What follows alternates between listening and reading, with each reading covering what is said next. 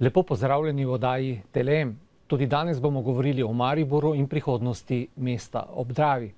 Tokrat bomo govorili o tekočih zadevah. Štajerci naj bi te zadeve seveda dobro obvladali, pa čeprav preteklost ne kaže ravno tega. Ne znamo nekako poslovati z vinom, še slabše s pivom, zaprli smo celo pivovarno. Upam, da vsaj znamo poslovati z vodo, naj bi pa pili eno najboljših vod v Evropi. Gost današnje oddaje pa je gospod Danilo Burnač, direktor Mariborskega vodovoda. Lepo pozdravljen. Lepo pozdravljeni. Pred leti smo celo na CNN-u videli prispevek, da ima Maribor eno najboljših vod v Evropi. Navijači Vigana, ki so trenutno v Mariboru, pa so dobili tudi sporočilo, da gredo v mesto, ki pije eno najboljših vod, čeprav sem prepričan, da trenutno bolj degustirajo druge zadeve, pa pijemo Mariborčani še vedno tako dobro vodo, kot smo včasih. Tako, ja. Mesto ob Dravi dejansko na letnem nivoju občrpamo okrog 14,5 milijonov kubikov pitne vode. Ta voda je redno dnevno analizirana strani Zavoda za zdravstveno varstvo. V tem primeru lahko ugotavljamo na podlagi vseh teh analiz, ki jih opravi zavod, da je voda v Mariboru odlična in varna za pitje. To pomeni, da seveda oskrbujemo okrog 220 tisoč prebivalcev severovzhodne Slovenije in lahko govorimo, da v tem delu Slovenije pijemo dobro, da ne rečem odlično vodo. Ampak ta voda je nekoliko slabša, kot še je bila mogoče kakšno desetletje nazaj? Ne, kvaliteta vode se izboljšuje. To je v bistvu pravzaprav na nek način zaradi vse te industrializacije, ki je bila v povojnem obdobju, potem, ko je prišlo do, bi rekel, ukinitve te intenzivne industrije v mestu ob Dravi, je na nek način prišlo do tega tudi, da so se ti vodni viri, bi rekel, bistveno bolj varovali in ščitili.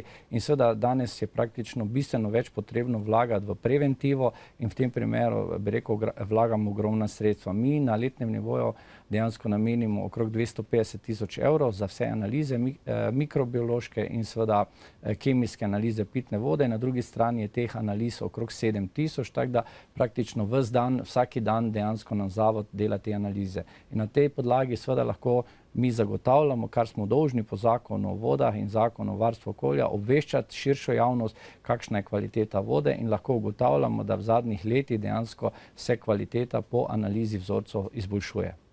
Več je razlogov, zakaj smo vas povabili tukaj v studio. Kvaliteta vode zagotovo eden od razlogov, torej pozitivna stvar, ki je v tem mestu. Drugi razlog je tudi v tem, da je Mariborski vodovod že, mislim, da 3. leto zapored dobil nagrado Horusa, slovensko nagrado za družbeno odgovorno podjetje. Pa moram reči, da tudi ste eden redkih direktorjev javnih podjetij, ki je tudi pod novim županom ostal na svojem položaju. Slišimo in beremo, kaj se dogaja v nekaterih drugih podjetjih. Je verjetno tudi to eden od razlogov za uspešno poslovanje, nekakšna kontinuiteta v vašem delu. Me pa seveda tukaj zanima, kaj pomeni ta družbena odgovornost, zakaj ste pravzaprav dobili to nagrado, s čim se nekako odlikujete na tem področju? Torej, v zadnjih letih dejansko se kot podjetje, kot javno podjetje, ki izvajamo vodooskrbo, imamo dejansko edino gospodarsko javno službo, oskrbo prebivalstva s pitno vodo.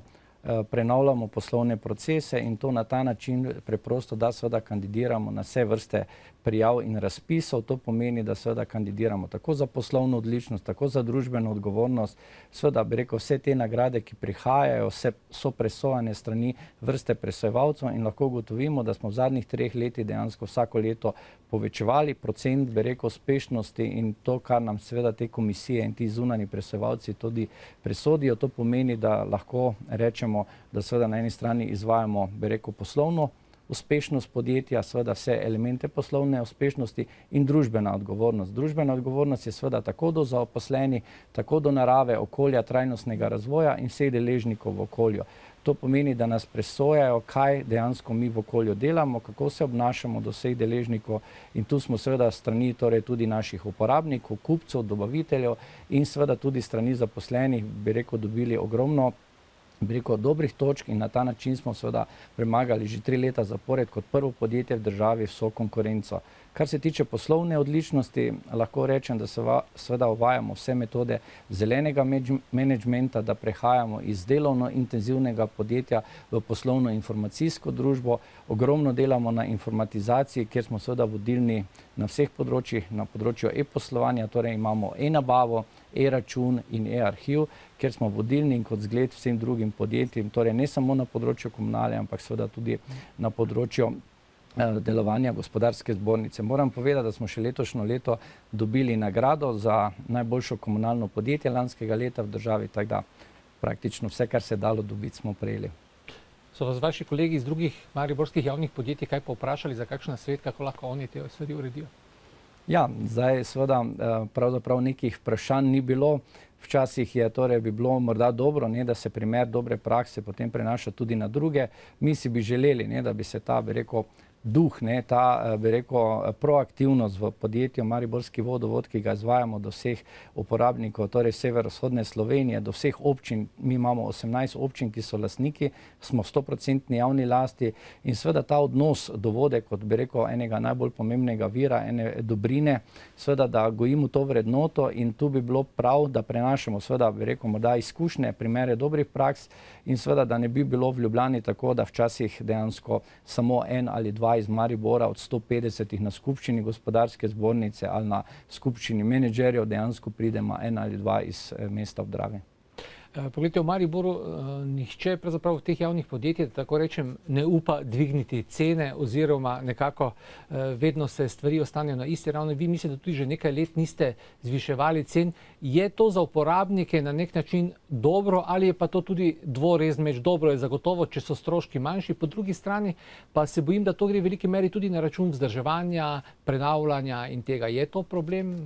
Recimo, to je pravzaprav resen problem, ne samo v Mariboru, tudi v drugih predelih Slovenije. Torej preprosto se dogaja tako, da je država dejansko za zadnjih 3 leta cene v celoti zamrznila. Torej vsaka vlada, ki je prišla, je cene komunalnih storitev držala pod stroškovno ekonomsko lastno ceno. Na drugi strani pa potem seveda lokalne skupnosti so tiste občinski sveti, mestni svet, mestne občine Maribor, ki je to ceno v bistvu dejansko uskladitve sprejel pred 3 leti, ampak je še sedaj nismo torej uspeli dvigniti, da bi vsaj zagotovili pokritje osnovnih stroškov. Na tem nivoju seveda lahko povem sledeče, da ta cena v mesto, torej Maribor, stoji praktično polnih 10, torej 11 let in v tem primeru so seveda stroški energentov bistveno naraščali. Nam je največji strošek električne energije. Mi na letnem nivoju porabimo za okrog 1 100 000 evrov električne energije. Torej država, regulator je dovolila, da so se cene dvigovale, medtem ko na področju komunalnih storitev pa te cene stojijo. Tako da tukaj bi se želeli seveda, da bi našli neko zmerno rast. Če pride 10 let, torej neuskladitve, v tem primeru je seveda predlog za cene bistveno večji, kot če bi sproti usklajevali te cene. In te cene seveda mestni sveti politično pač zadržujejo, takrat, ko so predvolilne aktivnosti, takrat te cene pač nekako zadržujejo, ampak to se pozna dolgoročno, že verjetno tudi v srednjeročnem obdobju, da zna kvaliteta storitev v bistvu preprosto pasti. To pomeni, da seveda ne bomo več kadri, da bi zagotavljali, bi rekel, dovolj varno in kvalitetno oskrbo s pitno vodo, kar seveda ni, bi rekel, v pristojnosti Mariborskega vodovoda, ampak pristojnosti vseh 18 občin. Torej, če cene ne uskladijo, potem ni omrežnine in omrežnina je glavni vir za vzdrževanje infrastrukture. In moram reči, da v zadnjih 3 letih dejansko namesto, da bi, ne vem, na letnem nivoju med 50 in 70 km sistema na letnem nivoju zamenjali, torej v obliki investicijskega vzdrževanja, smo ga zamenjali po 2, 3, 4 km, kar pomeni seveda, da lahko pričakujemo, da bo, ne vem, v nekaj letih potrebno bistveno več iz proračunskih sredstev neposredno vložiti v investicije in seveda to bo na koncu bremenilo proračun. Vkolikor pa se cena uskladi, v tem primeru ta cena ne gre, bi rekel, za delovanje vodovoda, ampak za vzdrževanje infrastrukture in ta omrežnina je glavni vir lokalnih skupnosti za vzdrževanje recimo vodovodnega omrežja. Koliko vode nam še vedno nekako steče mimo? Ja, to je seveda posledica premalega vlaganja, premalih investicij. Seveda te izgube v sistemu varirajo tam nekje od 25 do 30, 31%. Več je torej v drugih mestih po državi. Mi smo nekako z, bi rekel, projektom Severovzhodna Slovenija, ker smo ogromno v kohezijskem projektu zgradili teh cevovodov na območju občin severno od Maribora. Zdaj delamo v projektu Prekmurje. Ogromno je bilo vloženo, in v tem primeru se v bistvu, bi rekel, kakšen procent te izgube v sistemu znižajo.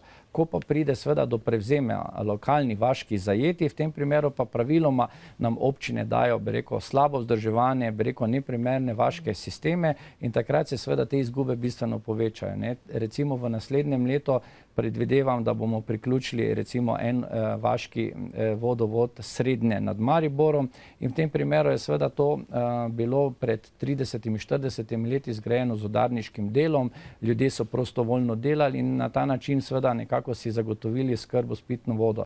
Današnji standard, današnji HACCP, vzdrževanje in seveda kontrola kvalitete pa več ne zadošča, bi rekel, preprosto današnjemu načinu življenja in v tem primeru je seveda potrebno, da se ti vaški sistemi priključijo na večjo javno omrežje. Mi imamo v sistemu okrog 1405 km vodovodnega omrežja in smo kot taki največji vodovod v državi.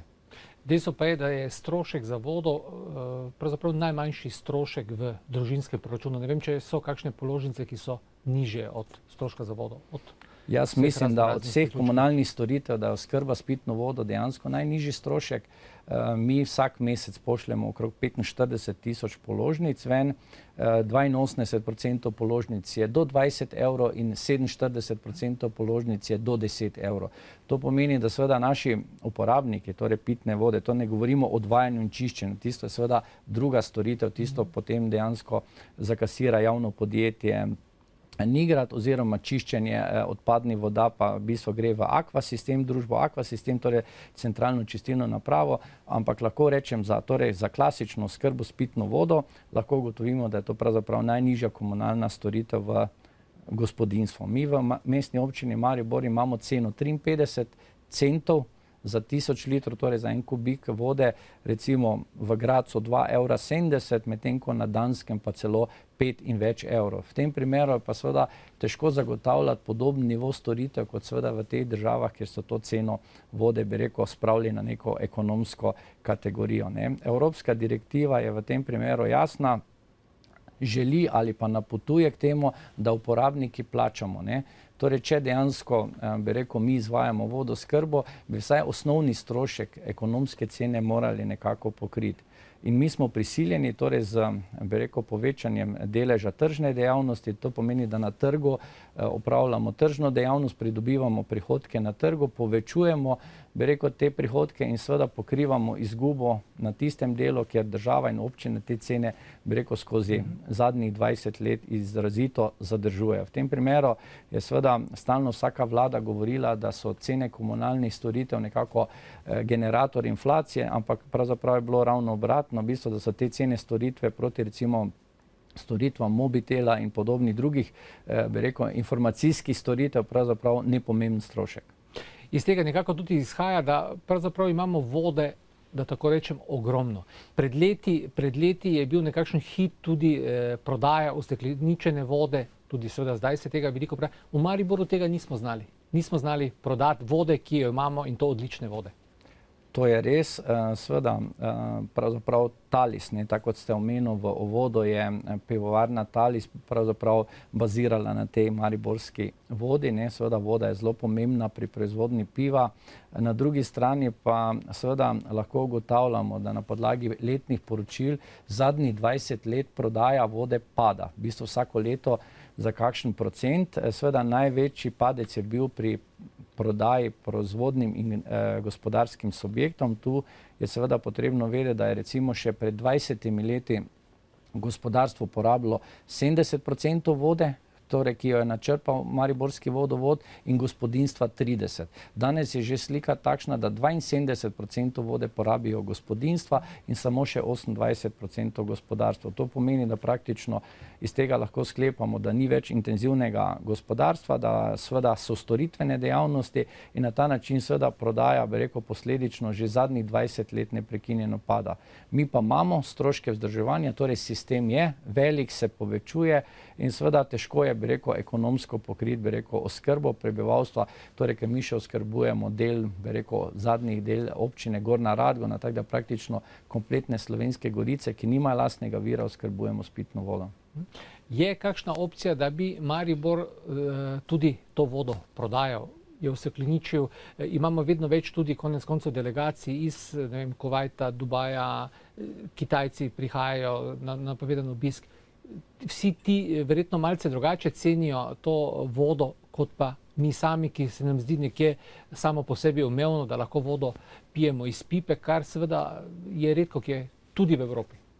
Tako, ja, to imate prav. Mi praktično v delu na Vrbanskem platoju, ker načrpamo 10 milijonov kubikov pitne vode, praktično vodi ne dodajamo ničesar, kar pomeni, da oskrbujemo prebivalstvo brez kakršnikoli dodatkov ali klora ali klordioksida.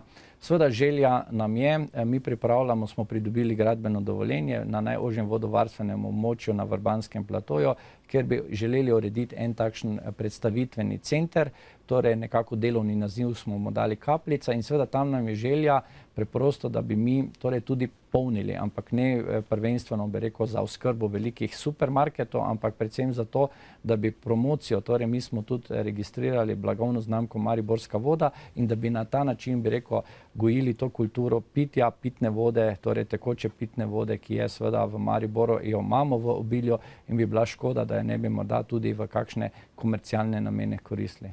Res pa, da se ne sliši najbolje Maribor, recimo mesto pitne vode, ali kakorkoli lepše se sliši Maribor, mesto vina, piva. Mi, recimo, Štajerci nekako veljamo, oziroma nekakšen stereotip, da seveda, kar se tiče pijač in vsega tega, znamo tudi popiti, ne znamo pa s tem pravzaprav na nek način gospodariti. Če pogledamo pivovarne na redki v Sloveniji, Talis, ki je imela blagovno znamko, ki na koncu je propadla, vinarji imajo velike težave, tudi Mariboru počasi nam bo, če bo tako šlo, zmanjkalo vina. Torej, ostane nam pravzaprav na nek način še edino voda kot neka dodana vrednost. A je bil kakšen interes morda tudi tujih investitorjev, da bi naredili pa kakšen skupen projekt? Moram reči, da seveda v zadnjih letih je bilo nekaj obiskov, predvsem seveda ti, ko bi želeli komercialno polnitev vode, torej ki prihajajo iz, bi rekel, slovenskih gospodarskih krogov. Torej tukaj prav gotovo so priložnosti, vkolikor bo mesto dopustilo, da bi lahko torej šli v komercialno polnitev, jaz ne vidim problema. Torej mi smo pridobili gradbeno dovoljenje, tako da čakamo razpis norveškega finančnega mehanizma, kjer bi poskušali, bi rekel, dobiti nepovratna sredstva, da bi lahko recimo eno manjšo polnilno linijo zagnali. Vkolikor bo to, bi rekel, uspešno, bomo seveda potem videli, kako, v katero smer bi se lahko nadaljevalo. Je pa potrebno seveda povedati, da in Slovenija, torej kot država, in mesto Maribor seveda je zelo bogato z vodami. Mi smo po vodnih virih kot država četrti v Evropi po vseh količinah vode, torej mi praktično živimo na vodi, in seveda pravzaprav je to en od redkih naravnih resursov, ki jo Slovenija ima. Torej, recimo še en podatek, mi dejansko v Sloveniji imamo namenjenih za kmetijstvo okrog 255 tisoč hektarov kmetijskih površin, od tega je samo 7500 jih dejansko namakamo, torej v bistvu izvajamo to, bi rekel, podporo kmetijstvu, kar bi seveda lahko bila na nek način priložnost, da bi podobno kot recimo v Izraelu in v teh drugih državah, bi rekel, bistveno več vlagali v namakanje torej teh zemljišč. Prihajajo ekstremi vremenski, ker na eni strani imamo ogromno padavin ali pa tako malo, kot smo v letošnjem poletju, in pravzaprav bi lahko to bila bodoča komercialna bi rekel, podlaga ali pa komercialna možnost javnih vodovodov, da ob manjšanju prodaje pitne vode pravzaprav tržimo in prodajamo torej tistim, ki se intenzivno ukvarjajo s kmetijstvom. To nam je, bi rekel, ena priložnost. Tudi dosedanji vse ministre za kmetijstvo in okolje smo nekako napotili k temu. Slovenija je zadnja po namakalni sistemi, zakaj ne bi tu dejansko te možnosti izkoristili. Na drugi strani je komercialna prodaja te vode, kar seveda v obliki term in drugih, bi rekel, polnilnih linij brezalkoholnih pijač uspešno koristimo, ampak mislim, da so še tu glede, bi rekel, kvalitete vode v Sloveniji ogromne rezerve. Če se še malce dotakneva drugega področja, kjer ste tudi bili aktivni vrsto let, govorim o tem, da ste bil tudi podžupan na mariborski občini. Morda najprej jedno vprašanje, prej ste govorili o možnosti nepovratnih sredstev. Imam občutek, da ima Maribor trenutno težavo v tem, da enostavno niti ne razmišlja o nekaterih razpisih, ker nima denarja, da bi recimo sofinanciral vsaj en manjši del, tako kot je recimo primer te brvi čez Dravo. Kolikor vem, ni mesto izkoristilo nepovratnih sredstev, ker bi morala občina tudi sama en majhen del vložiti. To verjetno ni najbolj ugodna situacija za mesto. Torej, seveda, največji problem v Sloveniji, ne samo v Mariboru, je priprava projektne dokumentacije. Torej, nekako ideje ogromno, seveda obstojijo razni regijski in seveda državni razpisi, ki seveda dovoljujejo ali pa v bistvu vabijo vse tiste, ki želijo torej strani države in Evrope pridobiti ta nepovratna kohezijska sredstva, sredstva iz strukturnih skladov in seveda tukaj bi rekel, imamo to težavo, mi bi morali imeti projekte narejene na zalogo, ne? In torej ta problem ima država Slovenija in na drugi strani ima seveda tudi mesto Maribor. Preprosto ne, v proračunu mestne občine in v proračunu torej države bi morali zagotoviti, bi rekel, sredstva za izdelavo projektne dokumentacije. Bi rekel, želja je ogromno, med lokalnimi skupnosti zelo veliko, preprosto največji problem je sofinanciranje lastne udeležbe. Recimo Evropa da 85% iz kohezijske politike, na drugi strani imamo seveda, ker lokalna skupnost, bi rekel, zagotovi 5% in za večino občin v Sloveniji že problem zagotoviti teh 5% lastne udeležbe. To je verjetno za Maribor zelo slaba novica, da rečem, da ni niti tega denarja, da bi lahko šli v neke razvojne projekte, ker konec koncev bomo ostali brez vsega. Bil ste tudi podžupan, veljal ste nekako za tudi največjega strokovnjaka in podpornika gospodarstva. Danes recimo v Mariboru nimamo podžupanov. Recimo na podelitvi priznanj za Horus, ker je pač župan bil v tujini, recimo ni bilo predstavnika mariborske občine. Kako morda komentirate to, glede na to, da ste bil sam tudi podžupan? Ja, torej prav gotovo seveda Maribor je, na koncu gre za drugo največje mesto v državi. Pri nas dejansko v mestni občini Maribor živi 116.000 prebivalcev in seveda problematika v mestu je bistveno drugačna kot pa v primestnih občinah, ne. Maribor je od leta 1995, ko se je dejansko razdelil na 12 lokalnih skupnosti, v bistvu pravzaprav zgubil vrsto primerjalnih prednosti, ki jih je imel. Torej prvo je seveda, bi rekel, posegi v prostor, gre za seveda umeščanje objektov, tako recimo logistični center, avtoceste in vsa ta infrastruktura, ki seveda nekako pritiče nekemu regijskemu centru. Na drugi strani je pa nastal ta problem, kako, na kakšen način zagotoviti, bi rekel, zagon gospodarstva. Torej, mi imamo v mestu kar nekaj teh poslovno-industrijskih con, recimo nekatere cone so dobro zaživele, ne, recimo, ne vem, na območju Tama je nastalo recimo kar ogromno gospodarskih subjektov, na območju Elektrokovine, seveda podobni problemi so tudi v Marlesu, ker seveda je največji problem komunalna neopremljenost zemljišč. In tukaj bi mesto moralo preprosto vložiti sredstva, da bi komunalno opremilo te cone, ta bivša velika podjetja in to ponudilo tujim investitorjem. Investitor seveda, ki bi dejansko prišel v mesto, pričakuje, da dobi nekako urejeno komunalno opremljeno zemljišče, ali je to v obliki, bi rekel, bivših proizvodnih hal ali pa dejansko območje, torej mi imamo na območju bivšega Tama pravzaprav na razpolago ogromno zemljišč, kjer bi seveda, če bi, koliko bi mesto to vložilo v komunalno opremljenost, lahko bistveno bolje potem ravno na takšnih promocijskih zadevah, ko so bili zdaj pred kratkim v tujini, to tudi investitorjem ponudili. In tukaj manjka torej priprava projektne dokumentacije, kjer lahko se z investitorom tudi neposredno pogovarjaš. In mi tega preprosto nimamo, zato nam torej, bi rekel, imamo ideje, imamo želje, nimamo pa česar neposredno konkretno ponuditi. kakšen dober gospodarstvenik, vsaj za podžupana, bi lahko pomagal tukaj?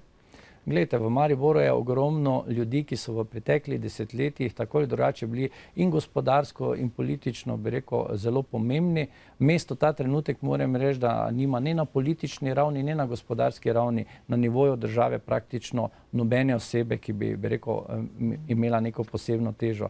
Torej, lahko ugotovimo seveda, da bi bilo smiselno, da tako župan, seveda kot verjetno, bi rekel, vsi vodilni, bi rekel, gospodarstveniki v Mariboru vključijo te izkušene ljudi, ki so se upokojili pred 10-20 leti, z vrsto izkušenj, z vrsto povezav in da seveda, bi rekel, te pozitivne izkušnje, ki so jih sicer gradili ali pa pridobili v prejšnjem času, torej pod nekimi drugimi gospodarskimi pogoji, ampak prav gotovo so te izkušnje neprecenljive in mi smo se tem izkušnjam nekako odpovedali. Jaz pričakujem, da seveda bo župan naredil nek, bi rekel, krog teh ljudi, ki bi mu lahko, bi rekel, res na praktični primeri z obilo izkušnjami potem pomagali in mislim, da če bomo Mariborčani skupaj stopili, da nas lahko tudi čaka boljša prihodnost. Verjetno pa imamo tudi v Mariboru podoben problem, kot pravijo za slovenske politike, da bolujejo za močno bipolarno motnjo, torej kar naredijo desni, združijo levi, kar naredijo levi, združijo desni in na koncu več ni nobenega sodelovanja. Bili ste že v vrhu mariborske politike, da rečem, jeseni so nove volitve, vas mika, da znova se vrnete v kuloarje, govorijo tudi o vašem imenu kot enem od kandidatov za župana? Ne, jaz ta trenutek o tem ne razmišljam, seveda moja želja je, da bi tu korektno oddelal ta mandat. Jaz si želim, da Mariborski vodovod ostane vodilno komunalno podjetje v državi, da se z tem benchmarkingom primerjamo tudi z drugimi gospodarskimi subjekti in da, bi rekel, na nek način pokažemo, da se da tudi v mesto, torej Maribor, uspešno delovati in seveda, da ni velikokrat pogoj, da je lastnina znana. V tem primeru seveda lahko rečem, da je včasih pravzaprav bolj pomembno vodenje, kot pa kdo je lastnik ali pa kdo je tisti, ki dejansko poseduje lastništvo nad podjetjem in torej lahko ugotovimo, da vsaj v našem primeru, to so nam dali vrsto priznanj, da je važno torej, kdo vodi, na kakšen način družba posluje in da imaš tako dobre, odlične sodelavce, kot jih jaz imam, potem lahko dosežeš vse. Torej boste skrbeli za to, da bomo Mariborčani, pa seveda tudi tisti, ki pridejo v to mesto, še naprej pili dobro vodo. Kakšno pa je vaše mnenje, kako pa bomo živeli v Mariboru v prihodnje? Vidite luč na koncu tunela? Trenutno je situacija v mestu dokaj morbidna. Ja, težave so.